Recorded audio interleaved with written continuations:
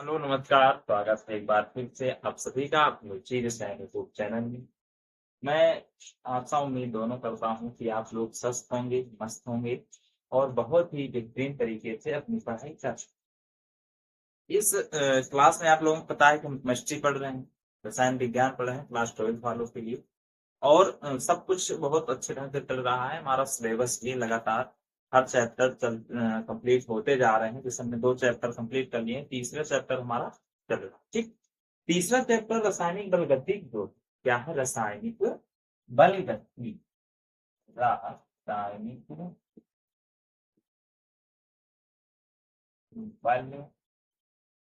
बलगतिकी।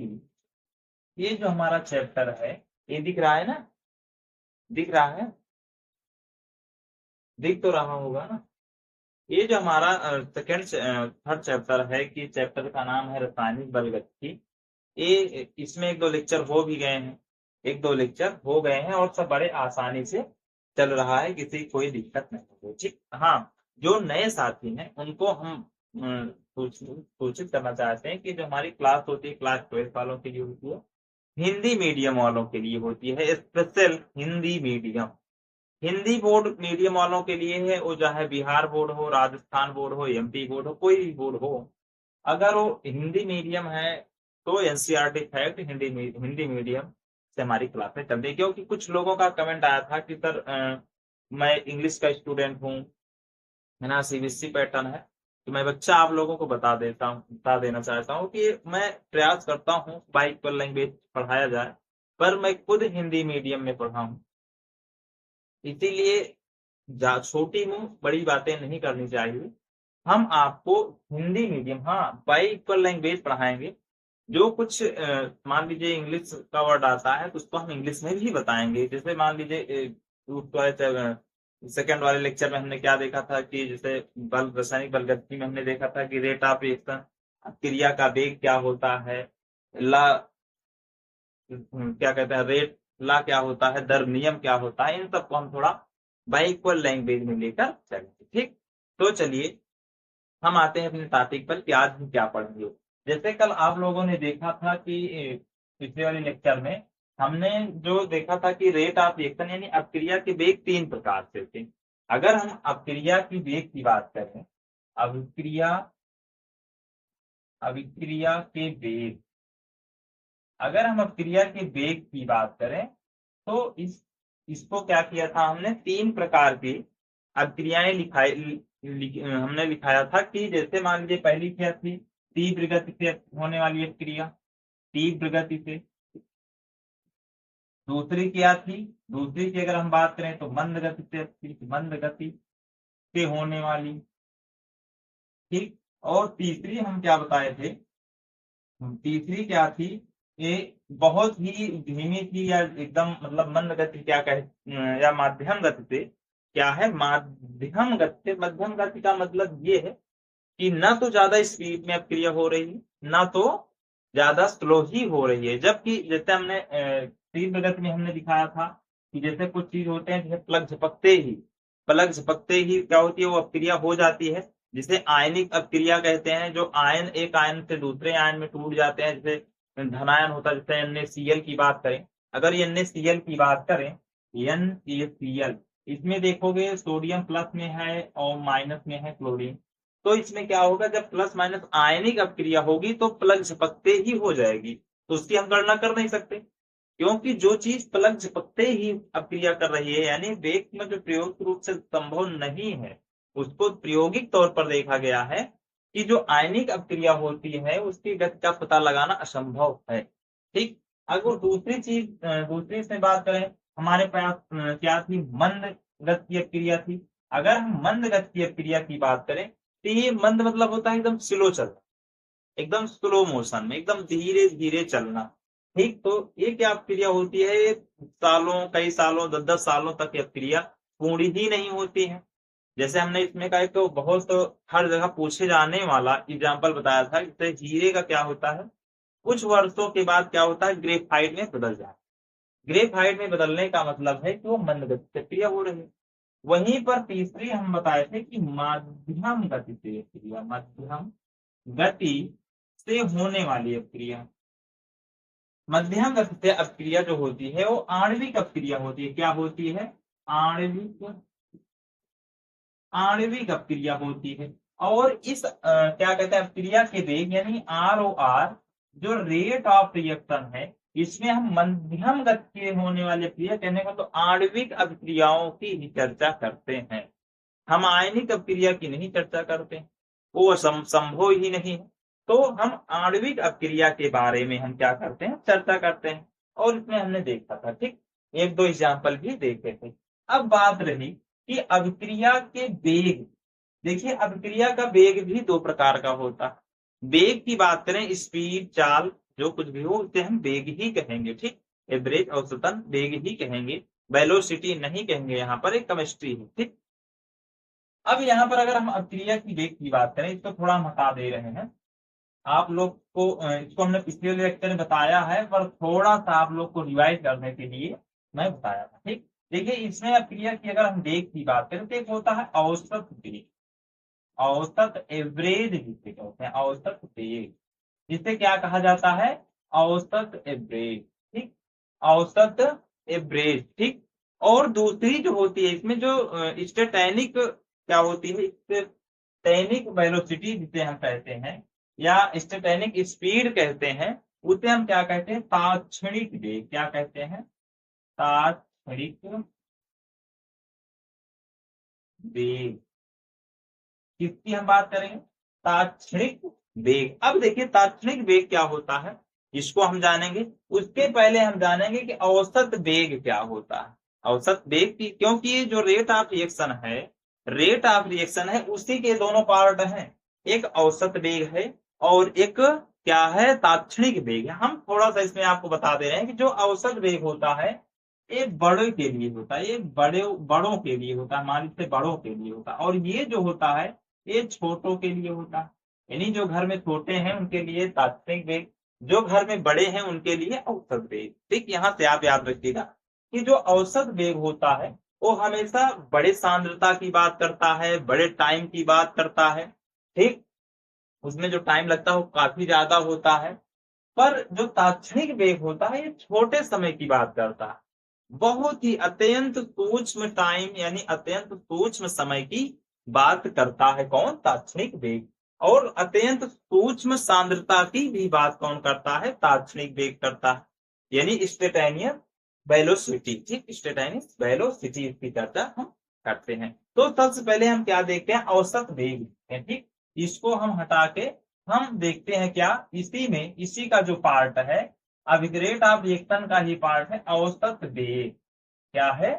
औसत, औसत वेग की हम यानी एवरेज वेग की यानी एवरेज स्पीड की हम बात करें, ठीक। इसको ब्रैकेट में लिख लीजिएगा, एवरेज स्पीड। ये इसका मतलब है एवरेज स्पीड, ठीक। तो देखिए इसमें क्या होता है, इसके अगर हम उदाहरण की बात करें, एवरेज औसत की वेग की अगर हम बात करें उदाहरण में, अगर हम उदाहरण से देखें, देखिए उदाहरण से अगर हम देखेंगे तो थोड़ा आसानी से समझ में आ जाएगा, ठीक। जैसे हमारे पास क्या है कि कोई अभिकारक है, मान लीजिए A+B अभिकारक है और फिर C उत्पाद बन रहा है। क्या है? A+3B, ये हमारे पास अभिकारक है और 2C हमारे पास क्या हो रहा है? उत्पाद बन रहा है। अगर मान लीजिए इसका औसत वेग पूछ ले, ये जो अभिक्रिया दी गई है टू यानी कहने का मतलब A+ में 3B क्या हो रहा है? अभिक्रिया करके 2C बन रहा है। अब इसके अगर हम औसत वेग की बात क्या करें, औसत वेग, अगर औसत वेग की कहने का मतलब ROR की अगर हम बात करें तो ROR के रूप में हम कैसे व्यक्त करेंगे? इसी में हम आपको बताएंगे कि जैसे मान लीजिए BA के मतलब विलुप्त होने की यानी क्या कहते हैं, विलुप्त होने की समय बताइए, या 2C के प्रकट होने का टाइम बताइए। इन सब के बारे में हम चर्चा करेंगे। तो इसमें मान लीजिए औसत वेग की अगर हम बात करें ROR की, तो सबसे पहले क्या करते हैं हम देखिए, सबसे पहले इसमें डेल्टा का हम प्रयोग करते हैं। क्या करते हैं? डेल्टा। अब डेल्टा किस लिए प्रयोग किया जाता है?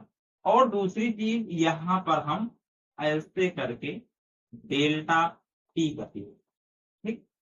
अब देखिए यहां पर जो डेल्टा है, डेल्टा किसके लिए प्रदर्शित होता है, इसको जानेंगे कि डेल्टा जो है ये क्या करता है। यहां हम लिख दे रहे हैं, यहां डेल्टा किसको प्रदर्शित करता है, औसत परिवर्तन, औसत परिवर्तन।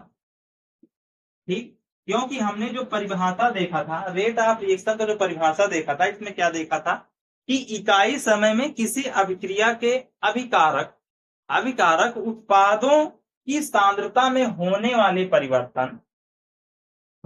परिवर्तन ही अभिक्रिया के वेग कहलाते हैं। तो इसमें जो सांद्रता की परिवर्तन होगा उसी को चिन्हित करने के लिए डेल्टा जो होता है औसत परिवर्तन होता है। और जहां ये क्या है, ये तो सांद्र है ही, जो बड़ा कोष्ठक है, ये जो बड़ा कोष्ठक है ये क्या करता है, सांद्रता को प्रदर्शित करता, सांद्रता को दर्शाता।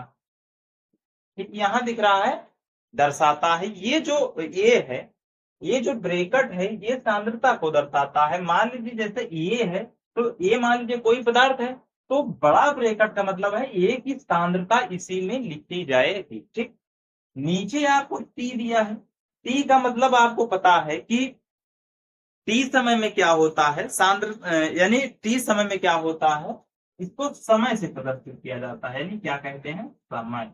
यानी सांद्रता में समय, यानी समय के साथ वृद्धि। ठीक, टी मतलब समय के साथ वृद्धि, ये समय के साथ वृद्धि को दर्शाता है कि इसके साथ क्या बदलाव हो रहे हैं, इसको दर्शाता है। ठीक, और एक चीज इसी में पहले में माइनस डेल्टा लगाया, क्योंकि हम इसकी ए की बात कर रहे हैं, ये जो है ये अभिकारक, ये जो है इसकी हम बात कर रहे हैं, कि यहाँ पर माइनस इसलिए लगाया जाता है कि जैसे देखिए कोई मान लीजिए अभिकारक है, कोई वस्तु है, वो टूटती है तब जाके नई वस्तु बनती है, पुरानी वस्तु टूटती है तब जाके नई वस्तु बनती है। अगर कोई चीज टूटेगी पहले पहले कम हो जाएगी, तो उसको कम होने के बाद, वो जो वस्तु कम हो रही है उसके बाद नई वस्तु का निर्माण हो रहा है। इसीलिए इसमें क्या हो रहा है, कमी हो रही है। ठीक, क्या हो रही है, कमी हो रही है।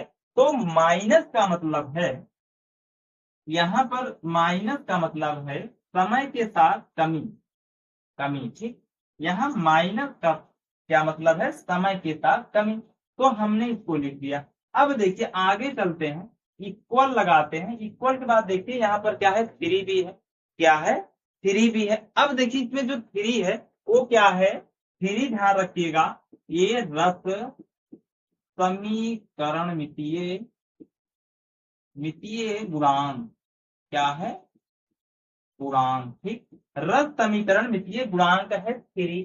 तो इसको क्या करेंगे, बी वाली जो सांद्रता है इसको क्या करेंगे, भाग देंगे, क्या देंगे, भाग देंगे, यानी डेल्टा ब्रैकेट में हो जाएगा बी की सांद्रता बटे में डेल्टा टी 1/3, यहाँ पर माइनस हो जाएगा।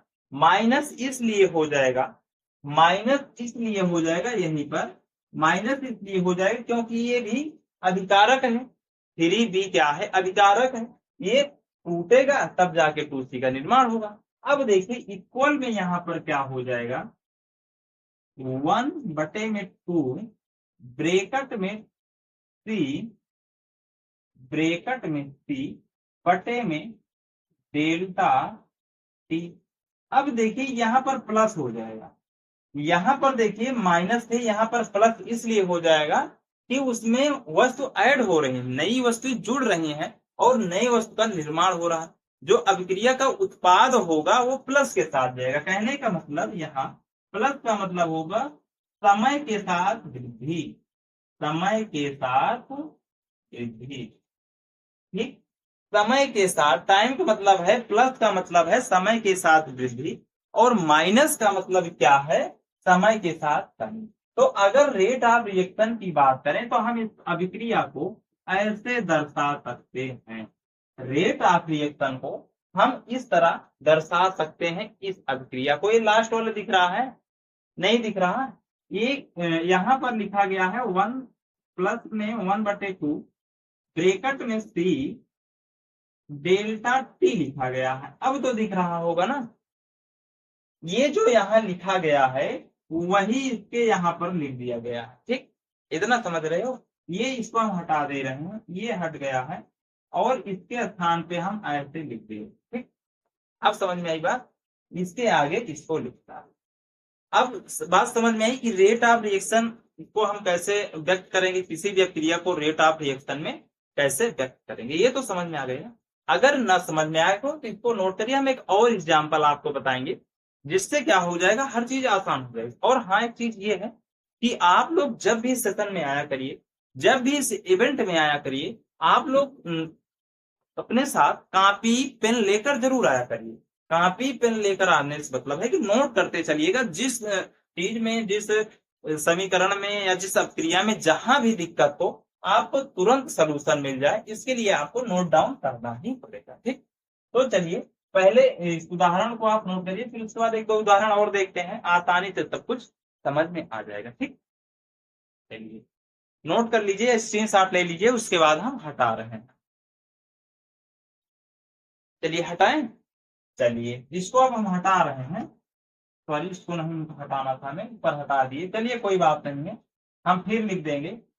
अब अगर हम दूसरे एग्जाम्पल की बात करें, अगर यहाँ पर दूसरे एग्जाम्पल की बात करें, जैसे मान लीजिए हमारे पास क्या है, 2c है, क्या है 2b प्लस में c, ये अभिक्रिया करके मान लीजिए a बना रहा है, क्या बना रहा है, ये बना रहा है। मान लीजिए इसको हम a ही रखते हैं, a, इसको हम b ही रखते हैं, यहाँ पर 4c बना रहा है। ठीक, अगर हम इस अभिक्रिया का पूछें कि आर ओ आर बताइए, आर ओ आर का मतलब समझ रहे हैं ना, रेट ऑफ रिएक्शन, इतनी तो बात समझ में आती है कि आर ओ आर का मतलब है कि रेट ऑफ रिएक्शन। ठीक, अब देखिए यहाँ पर रेट ऑफ रिएक्शन लिखने के लिए हम सबसे पहले देखेंगे कि उत्पाद क्या है, अभिकारक क्या है। तो इसमें आपको दिख रहा है ये अभिकारक, क्या है, अभिकारक, ये आपका उत्पाद है। ये बात सबको समझ में आ रही है कि उत्पाद क्या है, अभिकारक क्या है। अब देखिए यहाँ पर जब इसको हम व्यक्त करेंगे तो क्या लिखेंगे, पहले चीज घटेगी, भाई अभिकारक पहले टूट जाएगी, जो रंगों की संख्या वो कम हो जाएगी, सांद्रता उसकी कम हो जाएगी। यहाँ माइनस अपान में रस समीकरण मितीय गुणांक लिखेंगे 2, फिर ब्रैकेट में लिखेंगे ए की सांद्रता बटे में डेल्टा टी, ऐसे लिखेंगे। इस बात से सहमत है ना आप, इसको ऐसे लिखेंगे।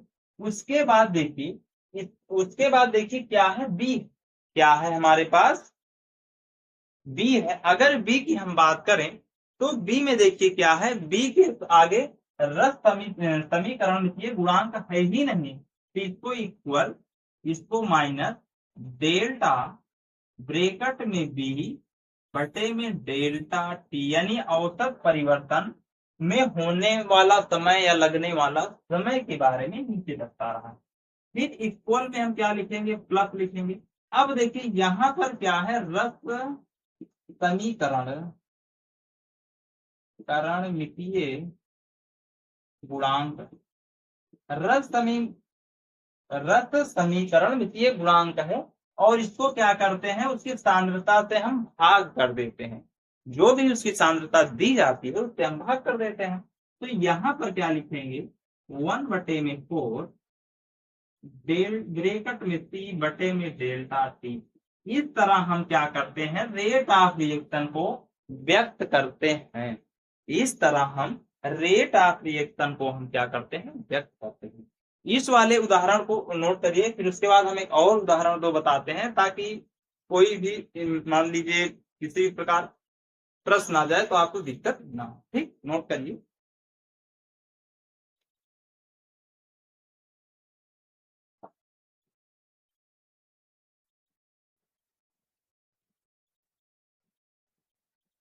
चलिए हटाएं, चलिए हटा रहे हैं। तो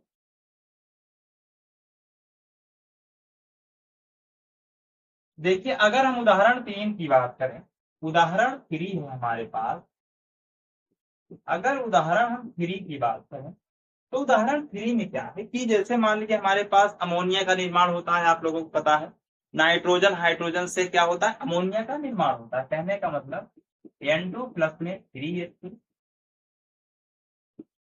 NH3, क्या होता है,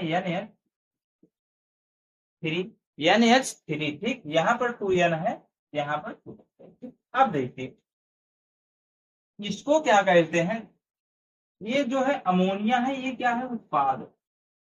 इसको हमने पहले भी आपको बताया है कि जिस तरफ तीर का निशान होगा वो उत्पाद होगा। उत्पाद भी दो हो सकते हैं, इसमें कोई शंका या किसी प्रकार की डाउट वाली बात नहीं है कि जो इस तरफ अभिकारक है 1 और 2 फॉर्म में, उसी तरह उत्पाद भी हो सकते हैं।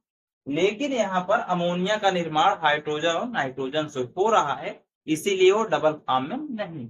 अगर मान लीजिए यहाँ अमोनिया के निर्माण की दर भी दे रखा है और 2 मोल दिया है, ठीक, क्या दिया है, 2 मोल अमोनिया के निर्माण का, क्या है, अमोनिया के निर्माण, देखिए अमोनिया के निर्माण के दौरान क्या है, 2 मोल सांद्रता क्या होती है, 2 मोल सांद्रता नाइट्रोजन 1 मिनट उत्पाद में परिवर्तन होता है। क्या होता है, नाइट्रोजन 1 मिनट उत्पाद में, 1 मिनट में उत्पाद में परिवर्तन होता, ठीक। और इसमें पूछ क्या रहा है, होता है, और इसमें पूछ क्या रहा है कि वेग ज्ञात करिए। इसमें क्या पूछ रहा है, वेग ज्ञात करिए। क्या ज्ञात करिए, वेग, कहने का मतलब ROR ज्ञात करिए। अगर इसमें ROR की हम बात करें तो ROR बड़े आसानी से ज्ञात हो जाएगा। क्यों, क्योंकि देखिए अगर हम ROR की बात करें तो इसमें N2 क्या हो जाएगा, माइनस डेल्टा N2 ब्रैकेट में क्या हो जाएगा, डेल्टा T, ये हो जाएगा। यहां तक बात समझ में आई, N2 हो जाएगा।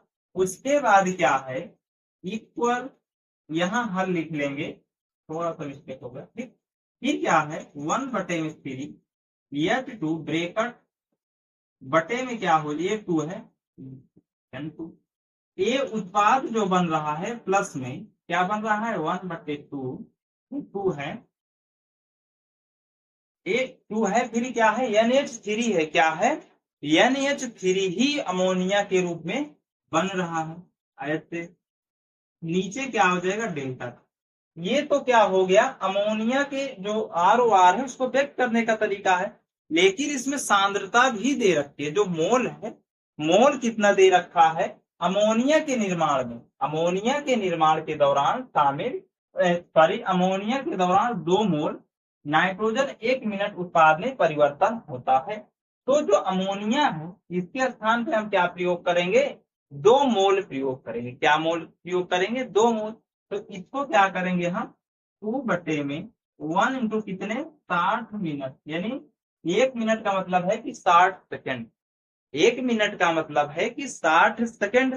तो ROR की अगर हम बात करें, ROR क्या आ जाएगा, इसको काट देंगे 30, यहाँ क्या हो जाएगा, 1/3 क्या हो जाएगा, सेकेंड में आएगा, तो मोल प्रति लीटर सेकेंड में क्या होगा, मोल प्रति लीटर सेकेंड, ठीक। ये रेट ऑफ रिएक्शन आ जाएगी, क्योंकि यहाँ पर दिया है ना कि N2 1 मिनट में उत्पाद में परिवर्तन होता है। तो ROR ज्ञात कीजिए। 1 मिनट का मतलब है 60 सेकेंड, 1 मिनट का मतलब है 60 सेकेंड, ठीक। यहां तक बात समझ में आई, कि रेट ऑफ रिएक्शन कैसे, ये नीचे नहीं दिख रहा है क्या, ये नीचे नहीं दिख रहा, अगर नहीं दिख रहा तो इसको हम यहाँ लिख लेते हैं, थोड़ा ऊपर ही लिखते हैं कि यहाँ 2 इंटू 16, यहाँ क्या हो जाएगा, 1/30 मोल प्रति लीटर सेकेंड, ठीक। ऐसे ये हो जाएगा आपका। अब दिख रहा है, आप किसी कोई दिक्कत,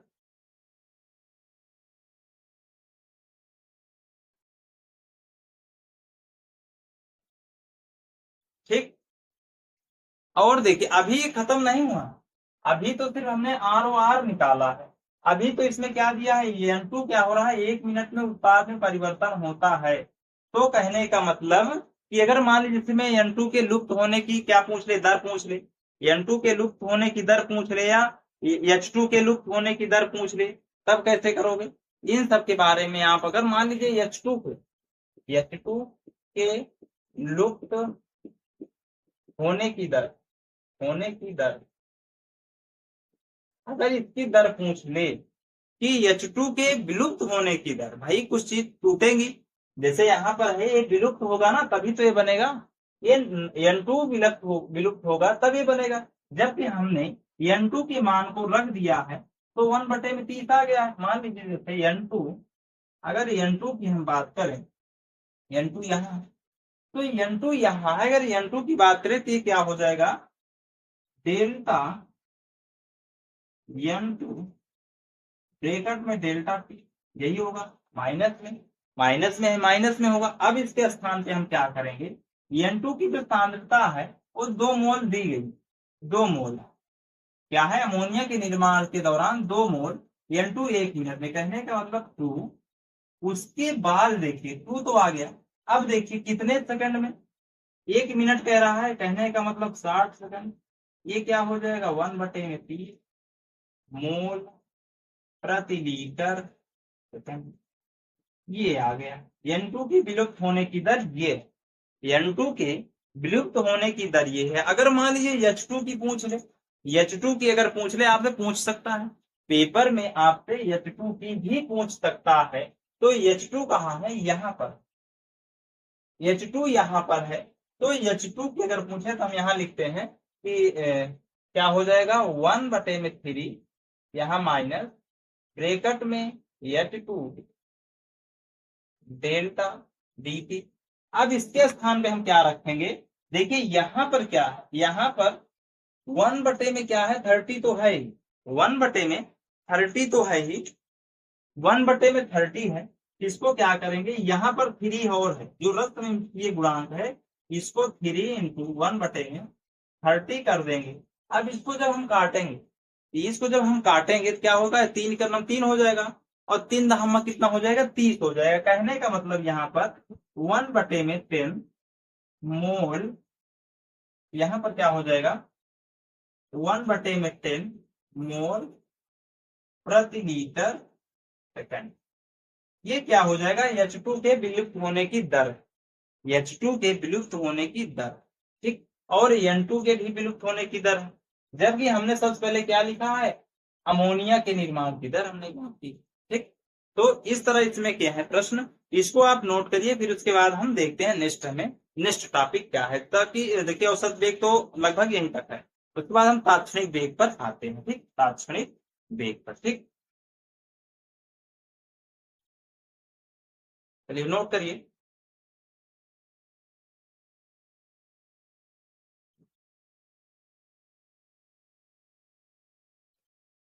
चलिए नोट कर लिए, हटाएं, चलिए ठीक है हटा रहे हैं, ठीक।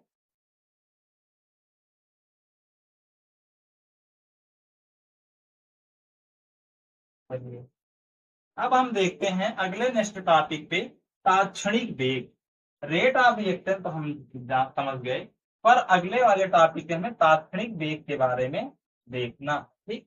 देखिए अगर आप लोगों को कुछ चीज ना समझ में आए, अगर आप लोगों को कुछ चीज ना समझ में आए तो आप लोग कमेंट बॉक्स में कमेंट जरूर कीजिएगा, आपके कमेंट का जवाब दिया जाएगा। ऐसा मत सोचिए कि हमारे कमेंट को नजरअंदाज कर दिया जाएगा, आपके कमेंट का जवाब दिया जाएगा, और जो भी आपको प्रॉब्लम होगी, जो आपको समस्या होगी, उसका सोल्यूशन भी दिया जाएगा, ठीक। तो आगे हम दूसरा इसमें जो पॉइंट था, जिसे हम तात्क्षणिक वेग कहते हैं, तात्क्षणिक तात्क्षणिक वेग, जिसे हम इंस्टेंटेनियस वेग स्पीड कहते हैं, इंस्टेंटेनियस स्पीड कहते हैं, ठीक। हमने कहा आपको पहले ही बता दिया कि स्पीड वेग में आप कंफ्यूज मत होइएगा कि वेग इस वेलोसिटी होता है, स्पीड में चाल होता है, चाल स्पीड हम वेग को ही मानेंगे केमिस्ट्री, ठीक।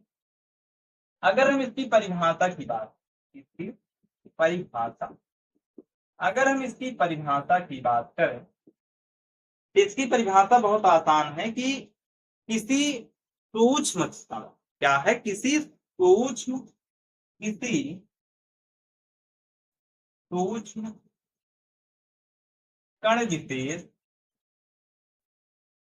कण विशेष, देखिए सूक्ष्म कण विशेष या अत्यंत सूक्ष्म क्या है, या अत्यंत सूक्ष्म क्या है, किसी सूक्ष्म कण विशेष या अत्यंत सूक्ष्म, सूक्ष्म क्यों कह रहे हैं हम इसको अभी बताएंगे भी कि सूक्ष्म हम किस लिए कह रहे हैं, क्योंकि हमने आपको पहले ही बता दिया था कि जो औसत वेग वो बड़ों के लिए प्रयोग होता है और जो आपका तात्क्षणिक वेग है वो छोटों के लिए प्रयोग होता है। कहने का मतलब बहुत कम समयांतराल यानी 0 समयांतराल पर होने वाली अभिक्रिया को क्या कहते हैं हम, तात्क्षणिक वेग कहते हैं।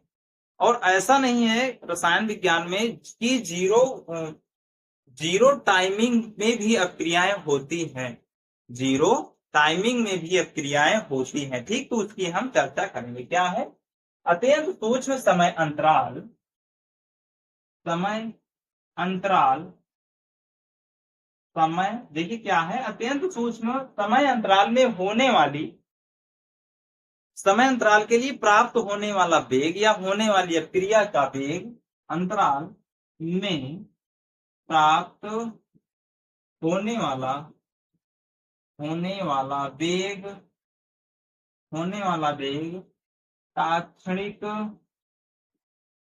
वेग कहलाता है, तात्क्षणिक वेग कहलाता है, ठीक। क्या है तात्क्षणिक, देखिए अत्यंत मतलब होता है एकदम 0 समय में, और ऐसा नहीं कि 0 समय में कोई अभिक्रियाएं नहीं होती हैं, 0 समय में भी अभिक्रियाएं होती हैं। रसायन विज्ञान केमिस्ट्री में 0 समय में भी अभिक्रियाएं होती हैं, ठीक।